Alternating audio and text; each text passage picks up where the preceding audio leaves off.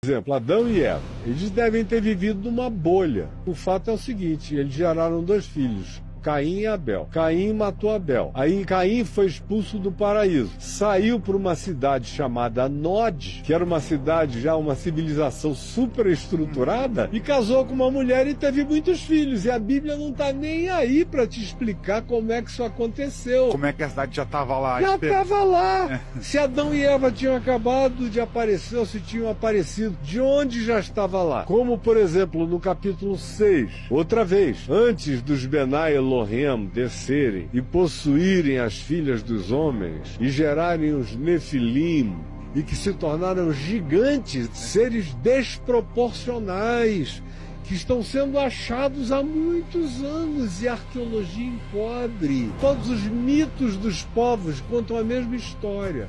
Só que a antropologia do século XX, na presunção positivista, racionalista, do século XX e do século XIX, dizia, não, isso é só mito, da ignorância desses povos.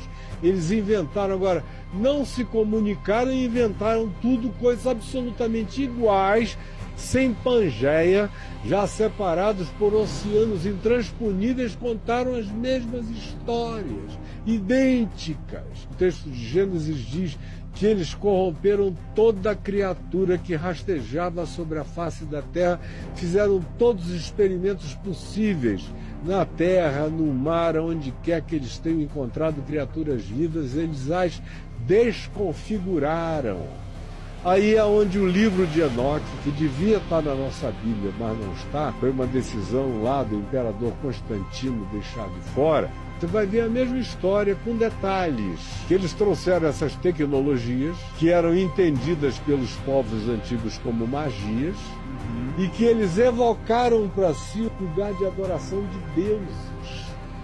Foram adorados como deuses por gerações e gerações e gerações. Corromperam a natureza humana, a natureza da criação, a natureza de todos os animais, de modo que quase tudo que a gente vê como mito, metade homem, metade peixe, metade isso, metade aquilo, não foi mito, foram coisas que aconteceram com experimentos genéticos.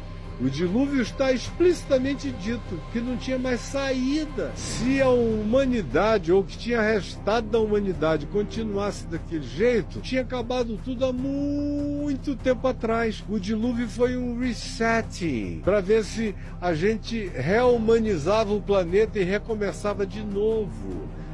Deixa eu só ver se eu entendi, então, direitinho aqui. Então, você está explicando pra gente que, então, Gênesis fala com clareza que esses seres alienígenas que vieram de fora, então os Benai Elohim, vieram para cá e se hibridizaram com seres humanos e começaram a gerar experimentos genéticos bizarros de todos os tipos. Estão gerando lá o metade boi, que é o centauro, metade humano, as sereias. Começou qualquer coisa que você imagina. Coisas bizarras aconteceram porque como você mesmo disse, nos livros de Gênesis está escrito lá que eles fizeram experimentos genéticos em todos os seres que habitavam a Terra. Então, humanos e animais. Corromperam todas as criaturas planetárias. Cruzando, inclusive, humanos com animais. E também cruzando humanos com esses seres alienígenas extraterrestres que geraram tão horroroso que a solução foi um dilúvio. Foi o dilúvio. Que não foi só na Mesopotâmia, foi no mundo inteiro. Mais de 1.500 culturas da Terra contam a mesmíssima história do Gênesis sobre o dilúvio. É corroboração, é validação antropológica demais para a gente não levar a sério. O cara tem que estar com uma indisposição total para não levar isso a sério. Então, o que acontece? Então, o experimento genético alienígena chegou num nível tão absurdo que foi necessário um reset planetário. Então essa é muito louco isso, hein? Que na perspectiva bíblica é com Noé, sua família de 8 pessoas e seus filhos Sem, Cão e Jafé. E a história bíblica se concentra num dos filhos de Noé, que é Sem. É daí que vem a linhagem semítica.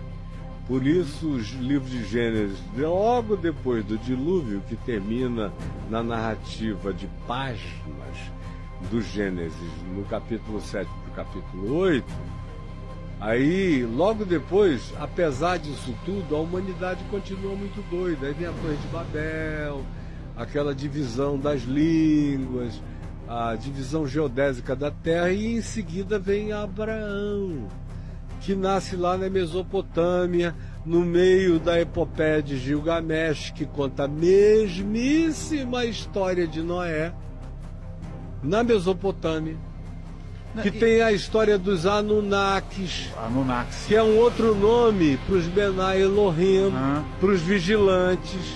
Os Nefelim são os gigantes, os Anunnakis são os gigantes. Aí fica todo mundo dizendo que eles vieram para fazerem coisas boazinhas. Há muito romanticismo entre nós, não foi assim.